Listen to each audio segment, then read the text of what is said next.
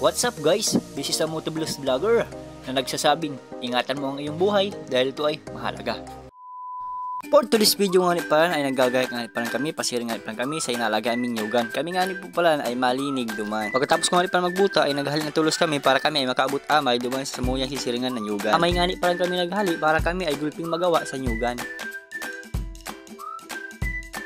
Balik kay bahan ni nga ni parang dyan si Papa, siya nga ni parang si may daradara dyan ng grass cutter. Napansin nga ni parang dyan ni Papa, sinaagihan mi ay grabe na ang duot, kaya nga ni parang grass cutter niya ni dali-dali. At syempre, dyan mapahuri ang sa kuyang mama. Maiba daw nga ni parang siya para mahiling niya si Nyugan kung gano'n na kalinig. Bali sinarado nga ni parang niya muna si tindahan niya para siya ay makaiba. At pagkatapos nga ni parang ni Papa mag grass cutter duman sa dalan ay naghali na nga ni parang kami para kami ay makaabot amay sa Nyugan. Bali may napansin nga ni parang dyan si Mama, puno ng bayawas, kaya ako nagkuha tulos. Tagwa nga ni parang ko dyan, tahirinlog na si mga bunga. Sa probinsya, magsukso ka lang sa bulas, makahiling ka lang ng puuning bayawas, magkuha ka na para mabasog. Sa probinsya, gulping libre, basta di ka lang mapahuli.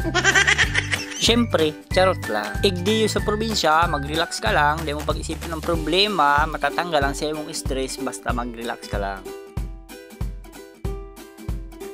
At mga perang minutong paglalakaw ay naabot ko na nga ni Paran si Samuyang Nyugan. Nahilig ko na nga ni Paran tulos dyan si ginawang treehouse ni Papa. At kung napapansin nindo ay grabe ang linig kanyugan ni Papa. Yan nga ni Paran ay sinikapan niya para walang makatakas na nyug pag nag-harvest. Pag-araw nga ni Paran kanyang kalinig ang sa indong nyugan ay di ka mo mahihidapan mag-harvest ni nyug. Di ka mo mahihidapan magpurot kang mga nyug na nagraralayog. Bali may daradara nga ni po pala kami dyan, pantanom na kamuti. Si Mama nga ni po pala ang maasikaso ka mga pananom na daradara mi. Bali si Papa nga ni pala dyan, sinagagawa ng pagtatanom ng kamuti. Siya na nga ni po pala dyan, sinag-aasada. Bali di nga ni po pala kami nagpwisto sa may bakilid, tangaling maganda ang tubo at laman kang kamuti. Bakula nga ni po pala kamuti ang tinanom dyan nila Mama. May tanom din nga ni pala dyan, sitaw sa kaupra. Sa probinsya, basta magsumikap ka, may aanihong ka. Pagkatapos ay nag-asikaso na ako dyan maglinig, tinaranggal ko nga pala dyan si mga dahon ng nyug para may makasagabal pag grass cutter ni Papa. Yung nga ni pala, ang nakakasagabal pa ng grass cutter, tatamaan niya pa niya ng tarom at delikado. Sinimula na nga ni pala niya ni Papa mag grass cutter para makabalyo na kami sa ibang space. Hala, space?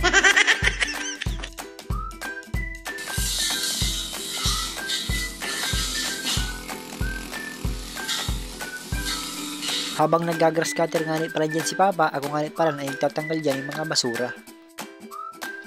Bali tinitiripon ko na nga ni pala dyan si mga pinupurot ng mga basura para ini ay masuluan at dyan. At mga perang minuto, ako nga ni pala dyan ay nag-abahot, ako ay napagal kasimpon ng mga basura. Habang ako ay nagpapahingalo, pinapanood ko nga ni pala dyan si Papa nagtatrabaho, yan nga ni pala ay mayong kapahingalo. Inaanda ko na nga ni pala siya dyan magbirindal, kaso habo, gusto niya magtrabaho. Bali ang mirindalan nga ni pala dyan ay saging. Yan nga ni pala ang pinaka number 1 na manamit mirindalan. 6.5 hours later. Fast forward nga ni pala mga kablos ay ako nga ni pala na pauli na nag-inot na nga ni pala ako sa indat ako ay may susundon pa. Bali susundon ko nga ni pala dyan sa kuyang bata taurulan na ito alas 2 nga ni pala ng hapon ang luwas. Mga perang minutong paglalakaw ay nakaabot na nga ni pala ko dyan sa Samuyang Arong idi sa sentro ng barangay Lanito. Yan nga ni po pala siguro nga ning mga manuko. Yan din nga ni pala dyan si sa kuyang alagang baboy damo. So paano mga kablos, hanggang dito na lang aking video. Maraming salamat sa panonood. Bye bye and God bless. Huwag niyo kalimutan, ang buhay ay weather lang.